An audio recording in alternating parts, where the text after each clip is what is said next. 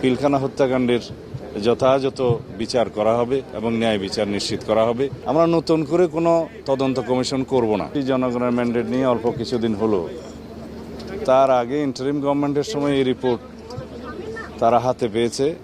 সেই রিপোর্ট বাস্তবায়নের জন্য তেমন কোনো পদক্ষেপ নেওয়া হয়নি। আমি দুই একদিনে দেখেছি, আমি কয়েকদিন আগে এই রিপোর্টটা পুরো না দেখেই কিছু কথা বলেছি যেগুলো আজকে সংশোধন করতে চাই। আমরা নতুন করে কোনো তদন্ত কমিশন করব না, যেহেতু জাতীয় একটা স্বাধীন তদন্ত কমিশন গঠিত হয়েছে এবং তারা দক্ষ উপযুক্ত ব্যক্তিদের দ্বারাই গঠিত হয়েছিল। তাদের রিপোর্টে আমি একটা গ্ল্যান্স যা দেখেছি, যেহেতু আজকে কথা বলতে হবে সেই জন্য, তাতে যে সমস্ত সুপারিশমালা এসছে প্রায় 70টি মনে হলো।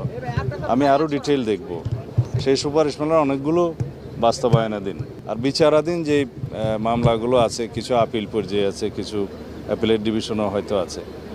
এই জুডিশিয়াল প্রসেসটা সমাপ্ত করা হবে।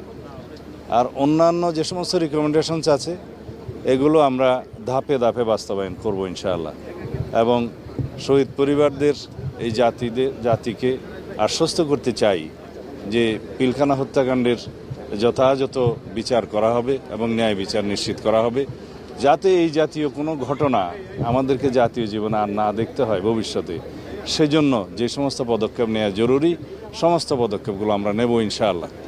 বাংলাদেশের স্বাধীনতা সার্বভৌমত্বের প্রতি হুমকি ছিল একটি ঘটনা, এবং বাংলাদেশের সেনাবাহিনীকে আন্ডারমাইন করা বা দুর্বল করা এটা একটা লক্ষ্য ছিল। সেটা তাদেরই থাকতে পারে যারা বাংলাদেশের স্বাধীনতা সার্বভৌমত্বে বিশ্বাস করে না অথবা একটা দুর্বল রাষ্ট্র হিসেবে এই দেশকে দেখতে চায়। এটা নিয়ে আমি মন্ত্রণালয়ে আমাদের সংশ্লিষ্ট সবাইকে নিয়ে আলাপ আলোচনা করে পরে আপনাদের সাথে কথা বলবো। আপনি বলেছেন যে আপনারা নতুন করে একটা তদন্ত কমিশন। না, এটা একটু আগে কি বললাম যে আমি এটা পুঙ্খানুপুঙ্খ রিপোর্ট না দেখে কথা বলেছিলাম, আজকে এটা সংশোধন করলাম, একটু আগে তো বললাম। আমরা এই স্বাধীন তদন্ত কমিশনের রিপোর্টটা ধাপে ধাপে বাস্তবায়ন করবো ইনশাআল্লাহ। এবং যাদের দিয়ে গঠিত হয়েছিল, যে সমস্ত রিকমেন্ডেশন এসছে, এটা গ্ল্যান্স আমি দেখেছি, পুরো দেখতে পারিনি। These are good.